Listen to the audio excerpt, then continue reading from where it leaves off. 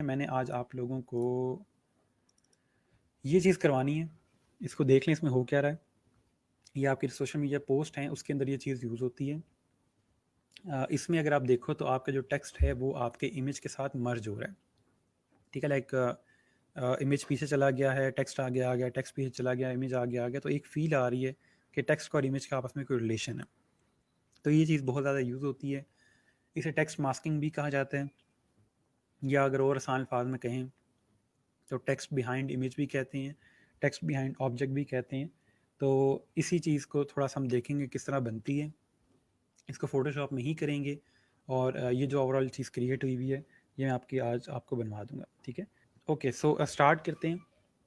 ये किस तरह क्रिएट होगा और किस तरह बनेगा उसको मैं आपको करवा देता हूँ। काफ़ी ईजी है, सिर्फ ये चीज़ है कि इस पर टाइम थोड़ा सा ज़्यादा लगता है डिटेलिंग के अंदर। तो मेरी पूरी कोशिश है कि मैं आपको अच्छे से समझाऊँ कि हम लोगों ने ये क्रिएट कैसे करना है।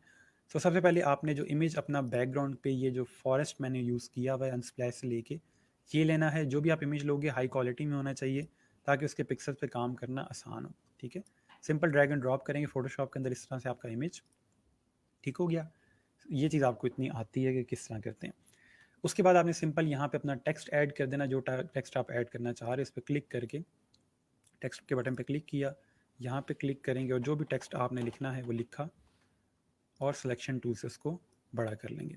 ठीक है, इस तरह से अपने टेक्स्ट को आप बड़ा करके यहाँ पे प्लेस करें जिस भी जगह के पे आपको ठीक लगे कि यहाँ पे वो अपने इमेज के लिहाज से फिट आ रहा है, और आप उसको वहाँ पे सिंपली इस तरह से फिट कर दो जहाँ पे आपको लगे कि ये अब कंप्लीट आ गया। इसको हम थोड़ा सा प्लेस करते हुए देख लेते हैं कहाँ पे हम लोग कटिंग करेंगे चीज़ की। ओके फाइन, ठीक हो गया। यहाँ से प्लेस हो गया और यहाँ पे टिक पे क्लिक कर देंगे तो ये आपका टेक्स्ट प्लेस हो जाएगा। ठीक है, यहाँ तक चीज़ बड़ी आसान है, कोई ऐसा मुश्किल चीज़ नहीं है। सिंपल टेक्स्ट ऐड किए और इमेज ऐड किए। ओके फाइन, सो हम लोगों ने यहाँ पे टेक्स्ट ऐड कर दिया। लेयर्स में आएंगे अब यहाँ से और इसको हम अनलॉक कर लेंगे बैकग्राउंड को। ठीक है, ये हम लोग हर दफ़ा करते हैं। और उसके अलावा आपका जो टेक्स्ट है यानी कि नेक्स्ट स्टेप आ रहा है जहाँ पे हम लोग ये जो चीज़ें बैक पे जा रही हैं वो करने लगे हैं। तो सिंपल आप यहाँ से अपने टेक्स्ट को सिलेक्ट करोगे और उसको मास्क करोगे। ये मास्क का ऑप्शन आ रहा है नीचे। ठीक है, यहाँ पे क्लिक करेंगे और आपका जो सिंपल इमेज है और सॉरी टेक्स्ट है वो मास्क हो जाएगा। ठीक है, इस तरह से। अब इसको अपने यहाँ से क्लोज कर देना। दोबारा देख लें, सिंपल मैंने ये वाला बटन प्रेस किया है, टेक्स्ट को सिलेक्ट करके और ये मास्क हो गया। यहाँ पे क्लिक करेंगे और अब नेक्स्ट गेम शुरू होती है जहाँ से आपका सारा जो सिस्टम है वो क्रिएट होगा। उसके लिए थोड़ा इसको जूम कर लें और नेक्स्ट काम आपने ये करना है कि ब्रश सेलेक्ट करेंगे। ब्रश सेलेक्ट करने के बाद आपने अपनी ब्रश की सेटिंग में जाना है। उसका साइज़ थोड़ा सा कम कर लें ताकि आपके जो लेटरिंग है उसके लिहाज साइज़ आ जाए यहाँ पे, और हार्डनेस बिल्कुल ख़त्म कर लें यहाँ पे। ठीक है, हार्डनेस, अब मेरे ब्रश की सेटिंग देख लें आप लोग, हार्डनेस बिल्कुल ख़त्म हो जानी चाहिए, आपकी हार्डनेस नहीं यूज़ करनी। ठीक हो गया, और उसके अलावा ओपेसिटी फुल कर लें 100%। ठीक है, फ्लो 100%, स्मूथिंग 100%, बाकी सारा कुछ 100 होगा। हार्डनेस बिल्कुल ज़ीरो होगी और साइज़ जो है वो हम खुद ही कम ज़्यादा करते रहेंगे। ठीक है, साइज़ को स्पेसिफिक नहीं रखेंगे, साइज़ खुद कम ज़्यादा करेंगे डिटेलिंग के लिहाज से। नेक्स्ट चीज़ समझ लें कि आपका जो वाइट कलर है ये तब यूज़ करेंगे जब हमने कोई टेक्स्ट विजिबल करना है। ब्लैक तब यूज़ करेंगे जब किसी चीज़ को मिटाना है। फॉर एग्जांपल मैं यहाँ स्विच करता हूँ, ब्लैक पे आता हूँ, तब यहाँ पे देखिएगा आप, मैं इसको जूम इन कर रहा हूँ। फॉर एग्जांपल हम ये वाला पार्ट जो है ये बैक पे लेके जाते हैं, इसको इरेज करना चाह रहे हैं ताकि ये इस तरह से बैक पे चला जाए। तो उसके लिए मैं यहाँ पे यूँ मूव करूँगा तो ये देखें ये इस तरह से इरेज होता जाएगा। ठीक है, ये इस तरह से इरेज हो रहा है। अब सारी टोटल गेम इसकी यही है कि आपने पिक्सल्स जो हैं वो किसको कितने देने हैं। अब यहाँ पे देखें तो थोड़ा सा पिक्सल शो हो रहे हैं, तो आप इसका साइज़ कम करोगे और फिर वाइट कलर सेलेक्ट करोगे यहाँ से, और ये यहाँ से इतना शो हो जाएगा। अभी थोड़ा सा ट्री के ऊपर आ गया तो दोबारा से अपना साइज़ मज़ीद छोटा करें ताकि एग्जैक्ट पिक्सल्स को वो कट करे, और दोबारा ब्लैक की साइड से यहाँ से इसको इस तरह से मूव करते जाएंगे आप। ठीक हो गया, ये जिस जगह पे आपको बिल्कुल क्लियर लगे कि अब मेरे पिक्सल जो हैं वो बिल्कुल इरेज हो रहे हैं तो उस जगह पे आप इसको डन कर दो। ये देखो, ठीक है, बिल्कुल पिक्सल टू पिक्सल गेम है सारी। ठीक है, वो इस तरह से यहाँ इस साइड से रिमूव कर दिया। नेक्स्ट साइड पे आ जाते हैं। दोबारा से हम यहाँ से इसको वाइट करके इतने पार्ट को विजिबल करना चाह रहे हैं। ये यहाँ से विजिबल हो जाएगा, इसको थोड़ा साइज़ बढ़ाता हूँ यहाँ से ताकि ये इजीली हम ये वाला पार्ट विजिबल कर दें। इसका शॉर्टकट है कि आप एक्स प्रेस करोगे तो इन कलर्स में स्विच कर सकते हो। ठीक है, मैं एक्स प्रेस कर रहा हूँ, एक्स प्रेस करने से ही स्विच करेंगे अगर आप जल्दी करना चाहते हो। सो ये वाला पार्ट हमने यहाँ से रिमूव कर दिया, बाहर आएंगे तो ये चीज़ इस तरह से नज़र आएगी।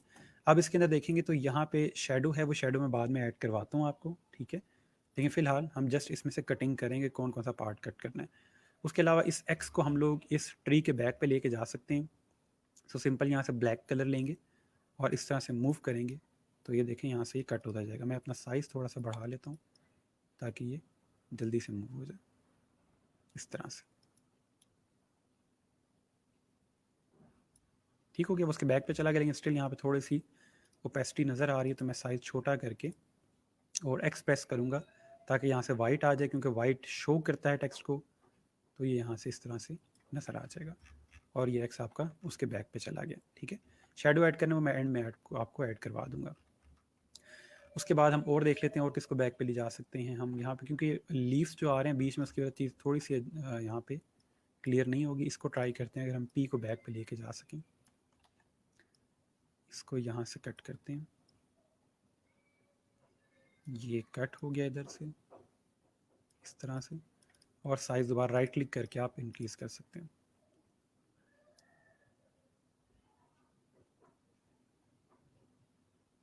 ठीक हो गया, और ये फाइनल डिटेलिंग यहाँ से दे दें, साइज़ इंक्रीज करें, इसको वाइट करें,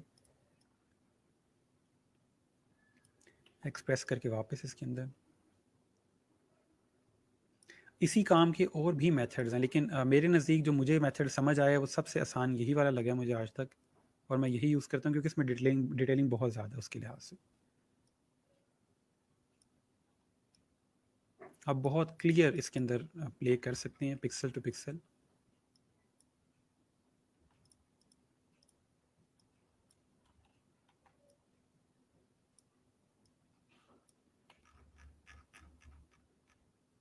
ठीक हो गया, अब ये देखें ट्री पी के अंदर से निकल रहा है इस तरह से।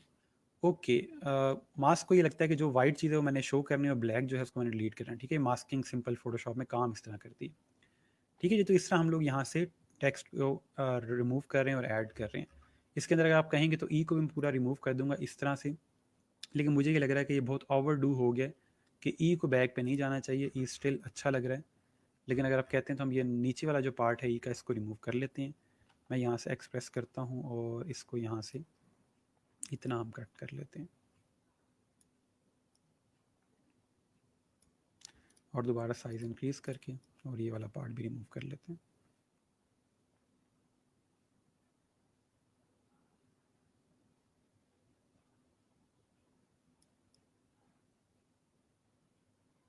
ये स्ट्रीमिंग की वजह से मेरा ब्रश थोड़ा स्लो हुआ है।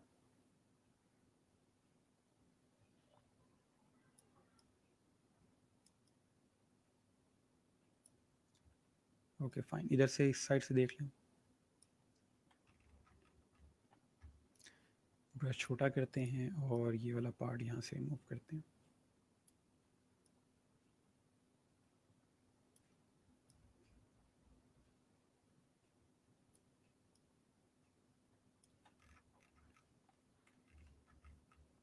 एक्सप्रेस करके दोबारा वाइट कलर लेके और जो एरिया यहाँ से विजिबल करना है उसको विजिबल कर लें।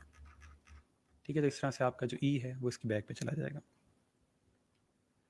अच्छा, उसके बाद आपने नेक्स्ट काम ये करना है कि इसके अंदर जो शेडो देना है वो कैसे देंगे। शेडो देने के लिए आप लेयर में जाओगे और यहाँ से न्यू लेयर जनरेट करेंगे। ठीक है, न्यू लेयर क्रिएट की वो सबसे टॉप पे आ जाएगी। सिंपल ये बटन है यहाँ पे न्यू लेयर का, इसको क्लोज करें और उसके बाद आपने अपनी जो लेयर है बनाई है उसको सिलेक्ट करके लेयर में जाके क्रिएट क्लिपिंग मास्क। ठीक है, इसके ऊपर एक मास्क क्रिएट करेंगे। लेयर में जाके क्रिएट क्लिपिंग मास्क, इस पर क्लिक किया तो आपका ये एक एरो बना आ जाएगा नीचे वाली लेयर के साथ। ठीक है, पहले ये एरो नहीं था, ये देखें इस तरह से, और लेयर में जाके क्रिएट क्लिपिंग मास्क करेंगे तो एरो बना आ जाएगा कि नीचे वाली के साथ क्लिप हो गई है। और वापस आके आपने क्या करना है कि अपना जो ब्रश है उसका साइज़ थोड़ा बड़ा कर लें और कलर इसका ब्लैक कर लें। ठीक है, और ओपेसिटी इसकी तकरीबन 10 के आसपास कर लें। ठीक है, और अब आपने ये करना है कि जो जो आपने एजेस क्रिएट किए हैं उस पर इस तरह से आपने माउस जो है वो रब करना शुरू करना है और ये आपके यहाँ पे इस तरह से शेडो बनते जाएंगे। ओपेसिटी थोड़ी सी हम इंक्रीज़ करते हैं, ठीक है। इस तरह से आपके पास शेडो आ जाएंगे। बहुत लाइट शेडोज देने हैं यहाँ पे एक ही सिमत में, इस तरह से, ठीक है। यहाँ पे एक शेडो आ गया। उसके अलावा यहाँ मैंने पी में दिया था, तो ये इसके अंदर यहाँ पे लाइट सा शेडो आएगा, ठीक है। आई होप कि आप लोगों को स्क्रीन पे नज़र आ रहा होगा शेडो यहाँ पे, ठीक है। बार बार आप ब्रश फेर सकते हैं, लेकिन बहुत डार्क नहीं करना, उससे शेडो ओवरडू हो जाएगा। आई होप कि आप लोगों को इसमें शेडो यहाँ पे नज़र आ रहा है। मैं स्क्रीन पे चेक कर लेता हूँ। ओके जी, बाकी टेक्स्ट आप यहाँ से सिंपली ऐड कर देंगे। यहाँ पे दिन नेचर हम नीचे ऐड किया हुआ है, सॉरी यहाँ पे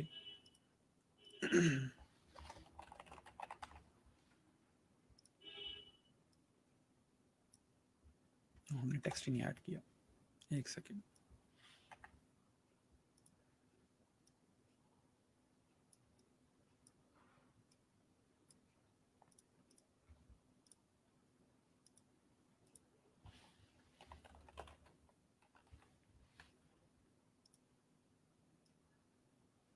ठीक है जी, सो ये यहाँ पे आ जाएगा इस तरह से,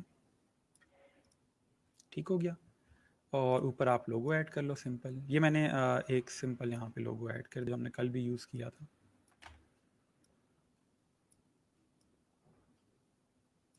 ठीक है। इस तरह से लोगो आ जाएगा,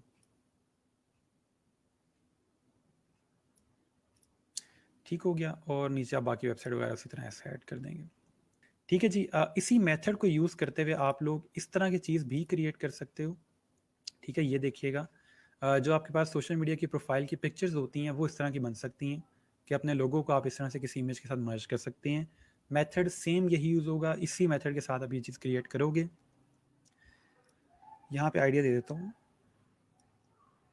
एक दफ़ा रिपीट भी हो जाएगा।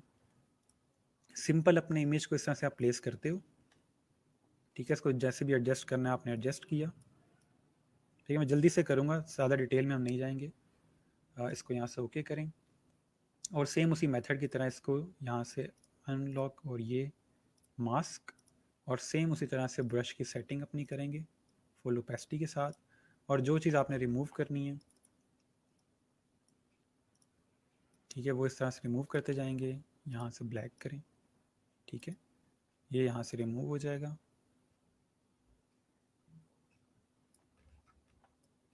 और जो चीज़ शो करनी है उसको शो कर देंगे। ये मैं एक सेकंड यहाँ से पहले क्लाउड निकाल लूँ और इसका साइज़ छोटा कर लें, इसको वापस वाइट करके। और ये क्योंकि क्लाउड है, बहुत डिटेल में क्लाउड मूव होगा,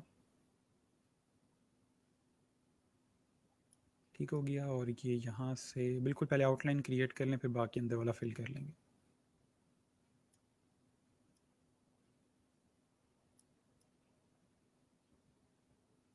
ठीक हो गया। और बाकी यहाँ से इसको कलर कर लें। क्लोज़अप से या जूम करके थोड़ा सा अजीब लगेगा, इसलिए परेशान नहीं होना। इसको जब आप जूम आउट करोगे तो ये उसके क्लाउड की फील दे देगा, ठीक है। इसके अंदर प्रॉपर यहाँ से आप इस तरह से कलरिंग कर लो,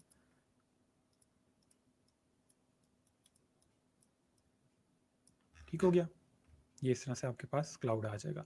नेक्स्ट आप उसी तरह से यहाँ पे एक न्यू लेयर ऐड करके, और लेयर में जाके यहाँ से आप सिंपल क्रिएट क्लिपिंग मास्क, ये क्लिप हो जाएगा। और अपना जो ओपेसिटी है वो आप कम कर लो 15% पे, साइज़ इंक्रीज़ करो, ठीक है, इमेज के लिहाज से। और यहाँ पे उसी तरह से यूँ शेडो आ जाएगा, ठीक हो गया। तो ये एक मेथड है आपका इमेज के साथ प्ले करने का, ठीक हो गया। सो आई होप कि ये आपको क्लियर हो गया होगा। अब आपने जो अपने इमेजेस क्रिएट करने की कोशिश करें कि उन 4 में से एटलीस्ट एक के ऊपर आप इस तरह का इफेक्ट अप्लाई करें, ठीक है। जो 4 आप लोग इमेजेस क्रिएट कर रहे हो, कोशिश करो कि किसी में एक में इस तरह का जो इफेक्ट है वो अप्लाई करें जितना हो सके, ठीक है, ताकि आपकी इसकी प्रैक्टिस भी हो जाए। बाकी फिर आप इस तरह की चीज़ें अपने पोर्टफोलियो में लगाते हो तो क्लाइंट पसंद करता है कि प्रॉपर कोई चीज़ बनी है, ठीक है। यहाँ पे कोई चीज़ ऐड करनी हो, आपने कोई चीज़ बतानी हो या कोई चीज़ पूछनी हो तो बता दें। फिर जो हमारा दूसरा पार्ट है आज के लेक्चर का, उस पर चलते हैं। ई कॉमर्स क्या होता है, किसको ई कॉमर्स कहा जाता है, और एज अ डिज़ाइनर हम ई कॉमर्स में क्या कर सकते हैं, तो ये सारा कुछ आप लोग आज देखेंगे, ठीक है। तो just for the definition, e commerce को इलेक्ट्रॉनिक कॉमर्स भी कहा जाता है, यानी कि ई फॉर इलेक्ट्रॉनिक्स, ठीक है। तो electronic commerce is a process of buying, selling, transferring और एक्सचेंजिंग प्रोडक्ट्स और सर्विस और information via electronic networks and computers. ठीक है, अब ये होगी जी किताबी डेफिनेशन। अब मतलब क्या है इसका? इसका मतलब ये है कि आप अगर इलेक्ट्रॉनिक्स को यूज़ करते हुए, यानी सिंपल सी बात है, इंटरनेट को यूज़ करते हुए कुछ भी सेल करेंगे, कुछ भी बाय करेंगे, कुछ ट्रांसफ़र करेंगे, किसी प्रोडक्ट को, सर्विस को, इंफॉर्मेशन को, तो वो ई कॉमर्स कहलाएगा। ठीक है, सिंपल सी चीज़ है। अभी आपको इस दौर के अंदर इतना कोई मुश्किल नहीं है इसको समझना। आज के टाइम पे हर बंदे ने कभी ना कभी किसी न किसी जगह कोई ना कोई ऑनलाइन शॉपिंग की होती है। पहले ये था, आज से कोई 3-4 साल पहले, कि ऑनलाइन शॉपिंग का पाकिस्तान में कॉन्सेप्ट ही बहुत रेयर था। ठीक है, पहली बात ये थी कि ऑनलाइन इस तरह की वेबसाइट्स ही मौजूद नहीं थी जहाँ से आप कुछ परचेज़ कर सको, और जो मौजूद थी भी उन पर ट्रस्ट करना इतना आसान नहीं था। ठीक है, तो इसलिए ई कॉमर्स का रुझान जो था पाकिस्तान में वो काफ़ी हद तक कम था। लेकिन अब ये है कि अब उस लिहाज से काफ़ी हद तक हमें ईज़ मिल चुकी है, काफ़ी ऑप्शंस मिल चुके हैं। चीज़ें परचेज़ करने के बहुत सारे ऑप्शन हैं। फॉर एग्ज़ाम्पल हमारे पास कैश ऑन डिलीवरी का ऑप्शन पाकिस्तान में जब से आया है, उसकी वजह से लोगों को काफ़ी आसान हो गया है चीज़ को परचेज़ करना। बट स्टिल काफ़ी स्कैम्स वगैरह हैं, उसको भी हम देखेंगे किस तरह बेहतर किया जा सकता है। लेकिन आज जो हम ई कॉमर्स देख रहे हैं वो एज़ अ सेलर के तौर पे देखेंगे कि अगर आप लोग कुछ सेल करना चाहते हैं तो वो किस तरह होगा। मेरे साथ काफ़ी स्टूडेंट इस तरह के आए हैं जिन्होंने आगे चल के अपने स्टोर्स क्रिएट किए हैं और उन्होंने ऑनलाइन ई कॉमर्स का काम स्टार्ट किया है। कुछ हैंडीक्राफ्ट सेल कर रहे थे, कुछ लोकल अपनी चीज़ें जो उनके सकाफ़त की चीज़ें जैसे होती हैं वो उन्होंने इंटरनेशनल लेवल पे सेल करना शुरू की। यहाँ पे वाकन के पास टेक्सला का एक शहर है और वहाँ पे आपके पास इस तरह के जो डेकोरेशन पीसेस वगैरह होते हैं वो बनते हैं। तो वो पूरी दुनिया में उन्होंने सेल करना शुरू किए हैं। तो इस तरह की चीज़ें या इस तरह कोई बिज़नेस आइडिया आपके माइंड में होता है तो आप उसको आगे लेके चल सकते हो, जिससे आपको थोड़ा सा आइडिया हो जाए कि ई कॉमर्स क्या होता है और किस तरह चीज़ें सेल हो रही होती हैं। सो हिस्ट्री क्या है ई कॉमर्स की, स्टार्ट कहाँ से हुआ? तकरीबन 1980s के अंदर बैंक्स ने स्टार्ट कर दिए थे एटीएम्स, कि आपको एटीएम की ऑप्शन देना शुरू कर दी। और पाकिस्तान में तो चीज़ें काफ़ी लेट आई हैं, लेकिन मैं ओवरऑल दुनिया की बात कर रहा हूँ। 1980s में ऑलमोस्ट बैंक्स ने इस तरह के ऑप्शन दे दिए कि आप एटीएम्स वगैरह यूज़ करके तो पैसे निकाल सकते हैं। अब तो एटीएम काफ़ी डिफरेंट हो चुके हैं, लेकिन उस टाइम थोड़ा सा जो कॉन्सेप्ट था वो बिल्कुल अर्ली स्टेज में था।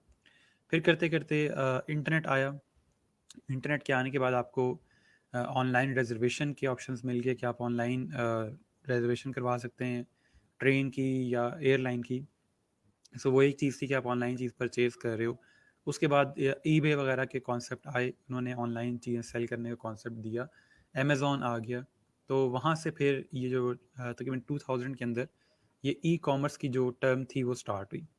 लोगों ने जब देखा कि ऑनलाइन ट्रेड हो रहा है, कॉमर्स ऑनलाइन हो रहा है, तो उन्होंने उसको ई कॉमर्स कहना शुरू कर दिया। और फिर वहाँ से ये टर्म स्टार्ट होते होते तो आज हम यहाँ पे प्रॉपर ई कॉमर्स स्टोर्स बने हुए हैं जहाँ पे आप कुछ भी बाय या सेल कर सकते हैं।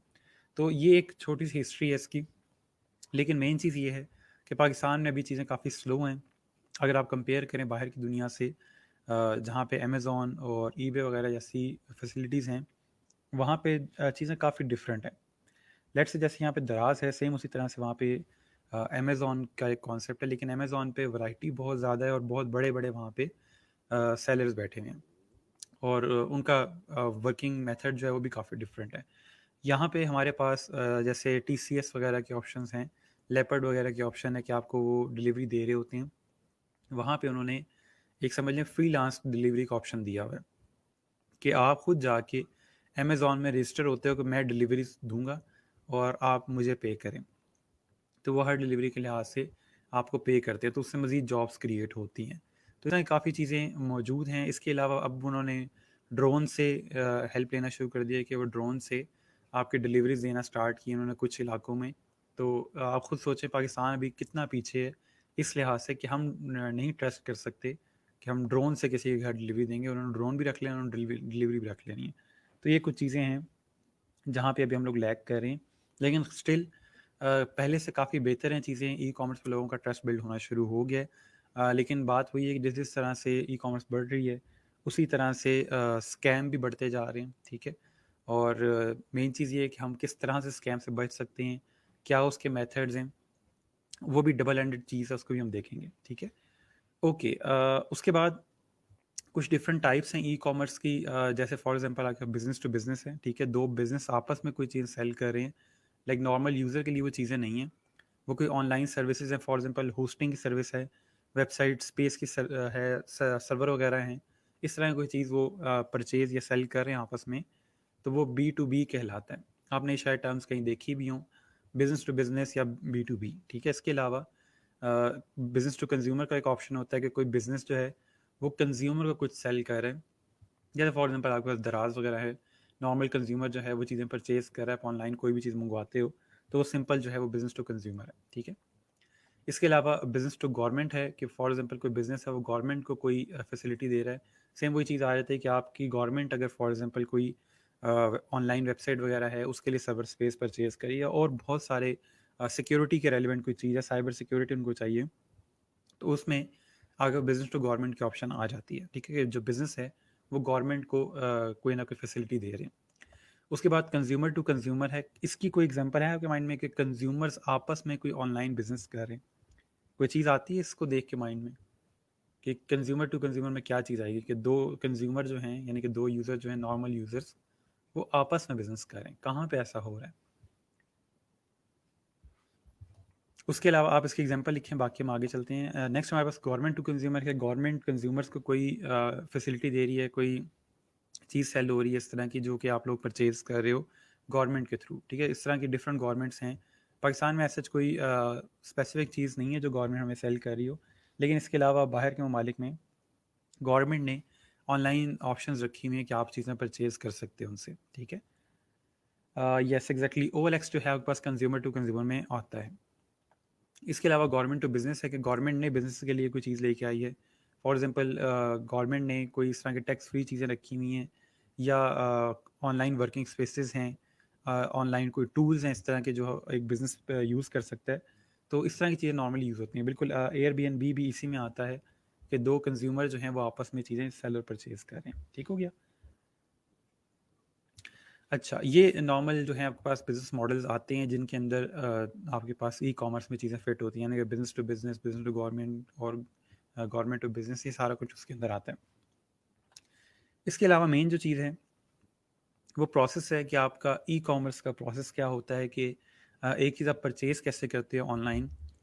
आप में से कोई ऐसा स्टूडेंट है जिसने कभी ऑनलाइन कोई चीज़ परचेज़ नहीं की, कि कभी भी कोई चीज़ ऑनलाइन अभी तक नहीं मंगवाई? कोई ऐसा स्टूडेंट है आप में से? ताकि मैं प्रोसेस बता दूँ। प्रोसेस टोटल ये होता है कि आप वेबसाइट ओपन करते हैं जहाँ से आपने चीज़ परचेज़ करनी है। जो चीज़ आपने परचेज़ करनी है वो आप सिंपल सर्च करते हो या ब्राउज़ करते हो। चीज़ आपने सेलेक्ट कर ली कि मुझे ये परचेज़ करना है, उसको ऐड टू कार्ट करते हैं, यानी कि अपनी टोकरी में ऐड करते हैं। सिंपल उन्होंने एक वर्ड ऐड किया हुआ है। ऐड टू कार्ट की टर्म यूज़ होती है कि आप मल्टीपल चीज़ें इकट्ठी अगर मंगवाना चाह रहे हैं तो आप कार्ट में ऐड कर सकते हैं।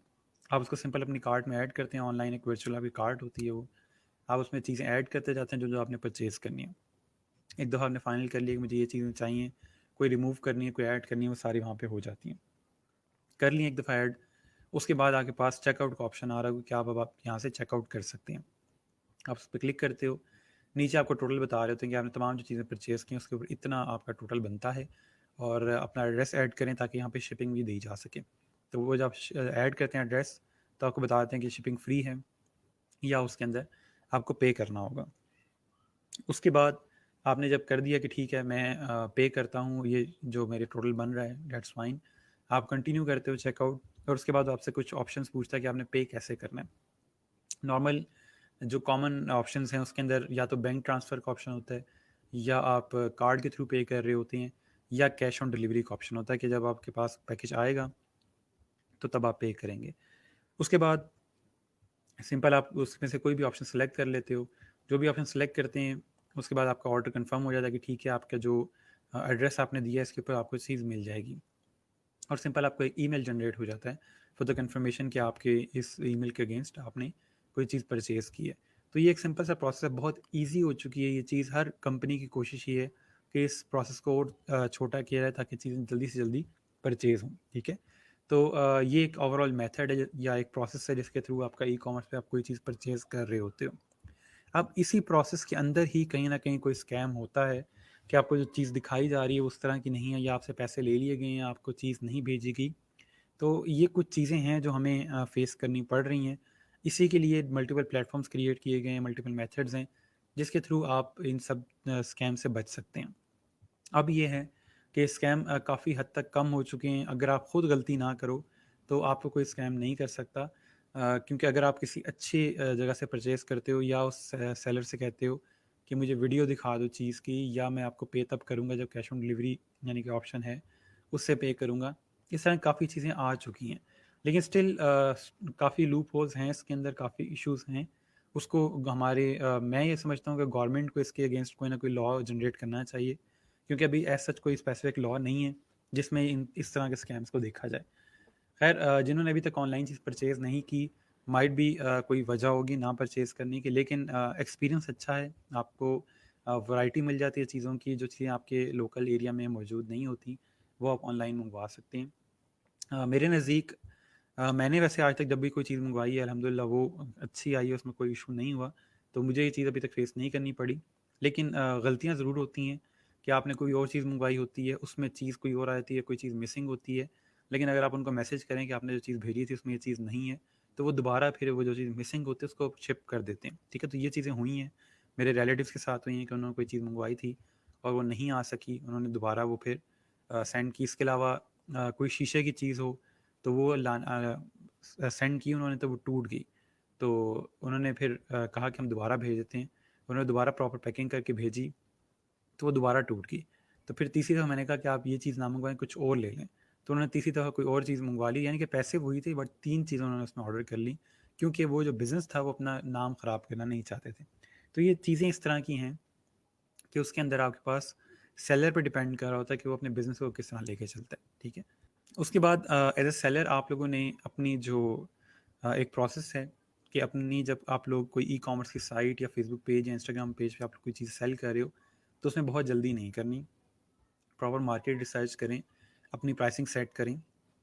अक्सर औक़ात ये होता है कि आपके पास टोटल 4 प्रोडक्ट्स होती हैं और आप ऑनलाइन स्टोर बना लेते हैं, चीज़ें सेल करना शुरू कर देते हैं। उसमें गलती ये होती है कि ऑनलाइन स्टोर के अंदर अगर आपके पास कम प्रोडक्ट्स हैं, तो वो जब आपका यूज़र आएगा साइट के ऊपर, उसको नहीं पता कि आपने साइट कब स्टार्ट की है, अभी और प्रोडक्ट्स आनी है या नहीं आनी। वो 4 प्रोडक्ट्स लेके चला जाएगा कि ये तो 4 चीज़ें लेके बैठे हैं, इन पे मैं ट्रस्ट नहीं कर सकता। ये आज नहीं तो कल अपना स्टोर बंद कर देंगे, मेरी चीज़ पता नहीं सेंड करेंगे कि नहीं करेंगे, तो एक ट्रस्ट बिल्ड नहीं होता। कोशिश करें कि आपके पास इतनी प्रोडक्ट्स हों कि एक प्रॉपर एक ई-कॉमर्स स्टोर की फ़ील आ रही हो उसके अंदर। अगर आप फेसबुक पेज के ऊपर रन कर रहे हैं, तो उसमें भी आपके पास अच्छी खासी प्रोडक्ट्स होनी चाहिए, तब आप उसको प्रॉपर लॉन्च करें। ठीक है? ऐसे नहीं कि 4 प्रोडक्ट्स आप लेके तो ई-कॉमर्स स्टोर बना लें, जब और पैसे आएँगे तो बाकी चीज़ें खरीद लेंगे। नॉर्मली ऐसा नहीं होता। इसके अंदर एक प्रॉपर आपको इन्वेस्टमेंट करनी पड़ती है। ठीक है? इसके अलावा कुछ लोग ऐसा करते हैं कि वो लोकल जो स्टोर्स होते हैं, उनके साथ कॉन्ट्रैक्ट कर लेते हैं कि हम आपकी प्रोडक्ट ऑनलाइन सेल करेंगे और फिर बाद में जो होगा, जो भी प्रॉफ़िट वगैरह आएगा उसको शेयर कर लेंगे।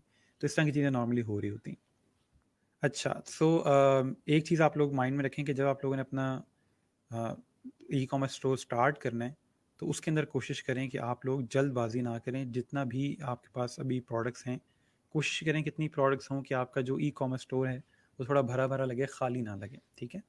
उसके बाद तमाम चीज़ों को टेस्ट करें कि आप लोग जो डिलीवरी भेज रहे हैं, जो पैकिंग कर रहे हैं, वो टूट तो नहीं जाती, डिलीवरी ठीक से जाती है, पेमेंट मेथड्स आपके ठीक से काम कर रहे हैं, सिक्योरिटी का इशू तो नहीं है। तो ये सारी चीज़ें चेक करने वाली होती हैं। अब ये क्या ऑनलाइन आपके पास इस तरह के टूल्स आ चुके हैं कि जहाँ पे आप लोगों के पास समझ लें कि बने बनाए सिस्टम मौजूद हैं। फॉर एग्जांपल फेसबुक है, इंस्टाग्राम है, इस पे आपने जस्ट प्राइस मेंशन करनी होती है और आप सिंपल व्हाट्सएप से भी ऑर्डर्स ले सकते हो। इसके अलावा शॉपिफ़ाई है, वो कॉमर्स है वर्डप्रेस का, इस पे बनी बनाई साइट्स हैं, टेम्पलेट बने हुए, अपने इमेज डालने हैं, प्राइसिंग डालनी है और सारा कुछ खुद ब खुद वहाँ पे जनरेट हो जाता है। तो कोई इतना मुश्किल नहीं है उसके अंदर, सारी चीज़ें ऑलरेडी मौजूद हैं। तो ये कुछ ऑप्शंस ऑलरेडी हैं, जिसको इस्तेमाल करते हुए अपना एक ई-कॉमर्स स्टोर क्रिएट कर सकते हो। इसके अलावा ऑनलाइन सपोर्ट अच्छी दें। कोई भी क्वेश्चन आता है, कोई भी सवाल आता है आपके यूज़र की तरफ से, आपके कस्टमर की तरफ से, उनको अच्छी सपोर्ट दें। खुद ब खुद ये आपका जो एक सर्कल है वो बिल्ड होता जाता है। वर्ड ऑफ माउथ के थ्रू लोग आगे बताते हैं कि मैंने ये चीज़ परचेज़ की है, ये अच्छी है। वो आगे एक दूसरे को चीज़ें शेयर करते जाते हैं, लिंक शेयर करते हैं कि यहाँ से परचेज़ कर लें और आपको मार्केटिंग की ज़रूरत पेश नहीं आती। ठीक है? तो इसलिए कोशिश करें कि अच्छी सपोर्ट दें, कोई भी क्वेश्चन होता है फ़ौरन उसको हैंडल करें, ताकि आपके जो कस्टमर है, कस्टमर ग्राउंड है, वो बिल्ड होता जाए। उसके बाद आपके पास एसईओ पे काम करें। कुछ लोगों को एसईओ का शायद आइडिया ना हो, मैं थोड़ा सा बता दूं। एसईओ कहते हैं सर्च इंजन ऑप्टिमाइजेशन को, कि जो डिफरेंट सर्च इंजन्स हैं, गूगल है, बिंग है, इस तरह के सर्च इंजन्स के अंदर आपकी जो वेबसाइट है वो टॉप पे आए या वो सामने जल्दी आए, उसके लिए मल्टीपल मेथड्स हैं। फॉर एग्जांपल आप कीवर्ड्स यूज़ करते हो, जस्ट लाइक फाइवर गिग जिसमें हम लोगों ने कीवर्ड्स यूज़ किए थे, उसी तरह से अपनी वेबसाइट के अंदर डिफरेंट कीवर्ड्स यूज़ करते हैं और डिफरेंट सोशल मीडियाज़ के साथ आप अपने जो पेजेस होते हैं उनको लिंक करते हैं, ताकि जो आपके सर्च इंजन है वो ट्रस्ट करें आपकी वेबसाइट के ऊपर। और अगर कोई बंदा आपकी वेबसाइट से रिलेवेंट कोई कीवर्ड सर्च करे तो आपकी जो वेबसाइट है वो टॉप पे आए। ठीक है, ये तरीका होता है सिर्फ सर्च इंजन को बताने का कि ये जो आपका यूज़र मांग रहा है वो चीज़ हमारी वेबसाइट के ऊपर मौजूद है, तो हमारी वेबसाइट आप सामने दिखाओ। ठीक है, तो ये कुछ मेथड्स हैं। तो कोशिश ये करें कि आप जब कोई इस तरह की वेबसाइट जनरेट कर रहे हो, अगर आपके पास एसईओ की स्किल नहीं है तो आप किसी बंदे को हायर भी कर सकते हैं। ठीक है, उसके बाद इंफॉर्मेशन ज़रूर लें अपने यूज़र के बारे में, उनको क्या चीज़ें पसंद हैं। ऐसा नहीं होना चाहिए कि आपको जो चीज़ पसंद है वो बेचना शुरू कर दो। पहले ये देख लो कि आपको यूज़र को क्या चीज़ चाहिए, जिसको आप चीज़ बेच रहे हो उसको आपकी ये जो ओवरऑल चीज़ें हैं इसकी ज़रूरत है या नहीं है। आप ऐसी ऑनलाइन स्टोर बना लो लेकिन उसको परचेज़ ही ना करें तो फ़ायदा नहीं है। इसके अलावा चीज़ आप बेच रहे हो, कहीं आप बहुत सस्ती तो नहीं बेच रहे, कहीं आप बहुत महंगी तो नहीं बेच रहे, तो थोड़ी सी इन्फॉर्मेशन कलेक्ट कर लें अपने काम से रेलिवेंट, क्या ऑल ट्रेंड क्या चल रहा है। आसपास के स्टोर्स को देखें कि वहाँ पे चीज़ किस तरह मिल रही है ऑनलाइन, और जो लोग बेच रहे हैं वो कितने की बेच रहे हैं। तो ये कुछ मेथड्स हैं जिसके थ्रू आप लोग ये चीज़ें सेल कर रहे होते हैं। इसके अलावा मेक श्योर ये करें कि आपका जो कस्टमर है उसको आपकी प्रोडक्ट से रेलिवेंट जितनी भी इंफॉर्मेशन है उसका इजीली एक्सेस मिल जाए।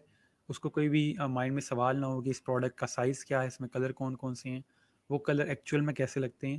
यानी कि प्रोडक्ट से रेलिवेंट जितने भी सवाल हैं उसके, वो वहीं पे क्लियर हो जाएँ। ठीक है, अक्सर पेजेस बहुत डिफरेंट मेथड यूज़ कर रहे होते हैं, वो अक्सर औकात प्राइस मेंशन नहीं करते, ताकि लोग कमेंट्स में पूछें ये प्राइस क्या है, और फिर वो उसको मैसेज कर दें, जब आप इनबॉक्स में आ जाएँ वो भाई यहीं पे प्राइस बता दो, लेकिन वो यहाँ प्राइस नहीं बताएंगे। क्यों नहीं बताएंगे? क्योंकि अक्सर लोग एक तो प्राइस को सीरियस नहीं लेते कि जी प्राइस बहुत महंगी है, वो पोस्ट के ऊपर हंसना शुरू कर देते हैं। या इसके अलावा अगर लोग प्राइस की कमेंट नहीं करेंगे तो आपकी पूरी जो पोस्ट उसके ऊपर 1 या 2 कमेंट्स होंगे। तो वो कमेंट्स और एंगेजमेंट इंक्रीज़ करने के लिए वो जानबूझ के अक्सर औकात प्राइस मेंशन नहीं करते। ये चीज़ हमने पहले ही पढ़ी है कि सोशल मीडिया पे हम लोग इस तरह की चीज़ें देखते हैं कि जहाँ पे लोग अपनी पोस्ट के ऊपर एंगेजमेंट बढ़ाने के लिए इस तरह की चीज़ें ऐड कर रहे होते हैं। तो अक्सर औकात वो प्राइस मेंशन नहीं करते, और ये है कि फिर आपको इनबॉक्स में प्राइस बता रहे होते हैं। ठीक है?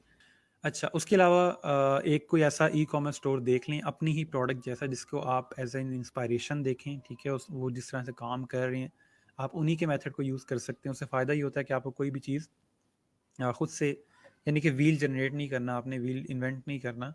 वो बना बनाया स्टोर है, उनका एक स्टाइल है। आप उसी तरह से देख सकते हो कि वो कस्टमर को कैसे हैंडल कर रहे हैं। उनकी कोई चीज़ मंगवा के देख लो। इवन कि मैंने इस तरह के भी कुछ मेरे फ्रेंड्स हैं जो दराज़ में काम करते हैं, वो बताते हैं कि अक्सर औकात हम खुद से अपनी प्रोडक्ट परचेज़ करके देखते हैं कि ये ओवरऑल कितना टाइम लगता है वेयर हाउस से और घर पे आने में, और ये पैकेजिंग कैसी होती है, ओवरऑल सिस्टम किस तरह का है इनका, हमारी चीज़ सही से आती है नहीं आती, टीसीएस वाले सही से चीज़ लेके आते हैं नहीं आते। तो वो सारा खुद हम अपना ही सिस्टम देख रहे होते हैं। तो ये कुछ मेथड हैं जिसके थ्रू आप अपने सिस्टम को चेक करते हो कि वो ठीक से काम कर रहा है या नहीं, या आप अपने जो कंपेटिटर्स होते हैं उनकी प्रोडक्ट मंगवा के देखते हो कि वो प्रोडक्ट कैसे साथ सेंड कर रहे होते हैं। बहुत सारे ऐसे ई-कॉमर्स स्टोर्स हैं जो आपको कोई ना कोई कम्प्लीमेंट्री चीज़ साथ दे देते हैं। कोई की चेन हो गई, कोई रिंग्स हो गए, कोई भी आपने फॉर एग्ज़ाम्पल ज्वेलरी की चीज़ मँगवाई है, साथ उन्होंने कोई छोटी-सी चीज़ दे दी। तो ये एक मेथड है जिसके थ्रू अपनी आप एक कस्टमर सर्कल बिल्ड कर रहे होते हो। उसके अलावा हमेशा कस्टमर की तरह सोचें, ये मैं चीज़ आपको पहले दिन से कह रहा हूँ कि जब जैसी आप सर्विस देना चाहते हो वैसी जैसी सर्विस लेना चाहते हैं वैसी सर्विस देना स्टार्ट करें, तो चीज़ें काफ़ी आसान हो जाएँगी। अपने कस्टमर की तरह सोचें कि वो क्या एक्सपेक्ट कर रहे हैं आपसे, और फिर आप उसी तरह से आगे बिहेव करते हो, ठीक है? लेकिन अगर आप सोचोगे बिज़नेसमैन की तरह कि मुझे बस अपने कस्टमर को छीलना है, तो फिर उसके अंदर यही है कि आप 4 दिन सर्वाइव करेंगे और आपके कस्टमर लूज़ हो जाएँगे, ठीक है? इसके अलावा कीप इवॉल्विंग, टाइम के साथ-साथ रिसाइकिल करें, अपनी चीज़ों को बेहतर करते जाएँ।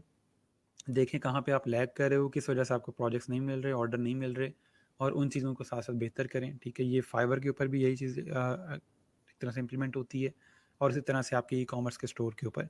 टेक्निकली अगर आप समझें तो आप फाइवर के ऊपर भी ई कॉमर्स का काम ही दे रहे हैं, ऑनलाइन अपनी सर्विस सेल कर रहे हैं, तो टेक्निकली वो भी ई कॉमर्स ही है, ठीक है।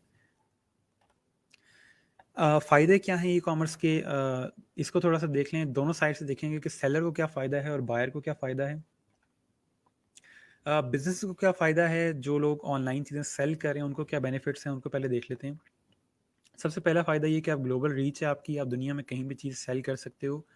इसको हम कंपेयर करेंगे लोकल शॉप से। अगर आपकी लोकल कोई शॉप है तो आप सिर्फ उस लोकल एरिया के अंदर कोई भी 2 किलोमीटर 3 किलोमीटर के रेडियस में चीज़ सेल कर सकते हैं।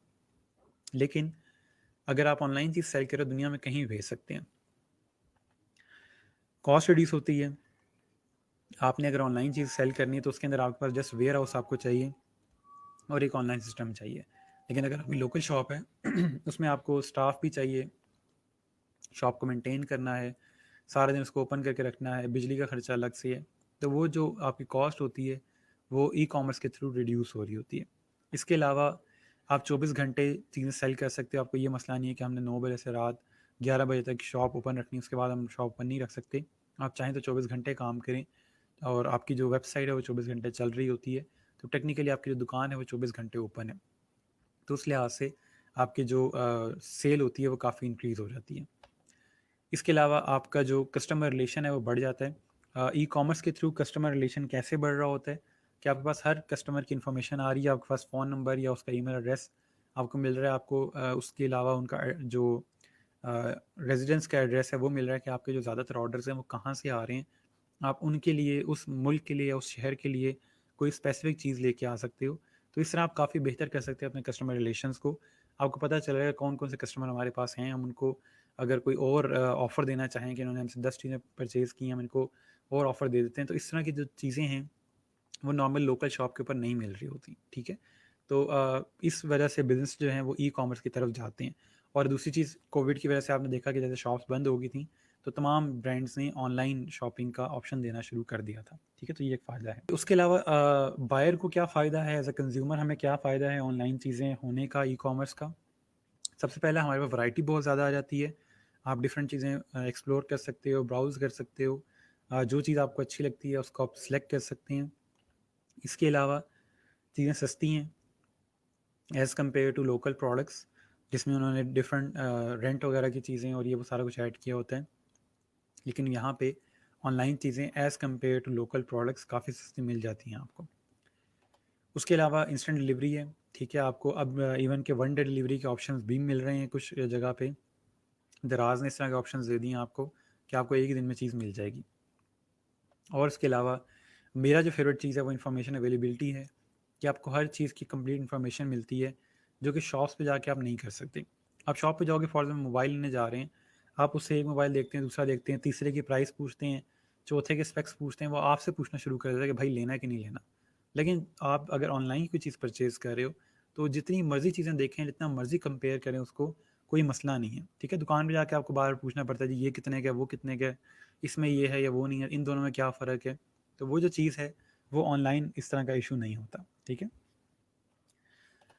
तो लास्ट में ई कॉमर्स पाकिस्तान में क्या सूरत हाल है फ़िलहाल। पाकिस्तान में ई कॉमर्स ग्रो कर रहा है टाइम के साथ साथ, मज़ीद ऑप्शंस आ रहे हैं। अच्छे एक्सपीरियंस भी हैं, बुरे एक्सपीरियंस भी हैं। लेकिन अगर कोई गवर्नमेंट की तरफ से कोई पॉलिसी क्रिएट होती है इसकी प्रॉपर, कोई एफिलिएशन क्रिएट होती है, कोई रजिस्ट्रेशन क्रिएट होती है कि आप ई कॉमर्स स्टोर्स को रजिस्टर करवाएं, या इस तरह कोई ऑप्शन आता है, इसका मतलब ये नहीं कि रजिस्टर करवा के वो बेचारे टैक्स देना शुरू कर देंगे। टैक्स के अलावा अगर कोई रजिस्ट्रेशन का मेथड आता है कि ये एफिलिएटेड हैं गवर्नमेंट के साथ, तो उससे ये होता है कि मज़ीद ट्रस्ट बिल्ड होता है, ठीक है। तो कोई चेक एंड बैलेंस क्रिएट होगा तो माइट भी फ्यूचर में जो पाकिस्तान में ई कॉमर्स की चीज़ है वो बेहतर हो जाए, क्योंकि मार्केट बहुत अच्छी है, लोग चीज़ें परचेज़ करना चाहते हैं, लेकिन सिर्फ ये है कि उनको कोई चीज़ प्रॉपर मिल नहीं रही, ठीक है। तो उस लिहाज से जो है हमारा जो ई कॉमर्स है वो बेहतर हो सकता है। इसके अलावा हमें बड़ा एक एज है कि चाइना हमारे बिल्कुल करीब है और हम वहाँ से बड़ा इजीली चीज़ें मंगवा सकते हैं। आपको जो भी चीज़ जिस किस्म के साइज़ में, जिस भी प्राइस में चाहिए आपको, चाइना वो क्रिएट करके दे सकता है। तो हमें वो मसला नहीं है कि हमें चीज़ें नहीं अवेलेबल। तो इसलिए, और चाइना के साथ हमारे जो ताल्लुकात हैं वो भी बहुत अच्छे हैं, तो हमें कोई इतना मसला भी नहीं है। तो इसलिए ओवरऑल जो एक मेथड है उसको हम फॉलो करते हुए ये ई कॉमर्स को जो है वो पाकिस्तान में बिल्ड कर सकते हैं। ठीक हो गया।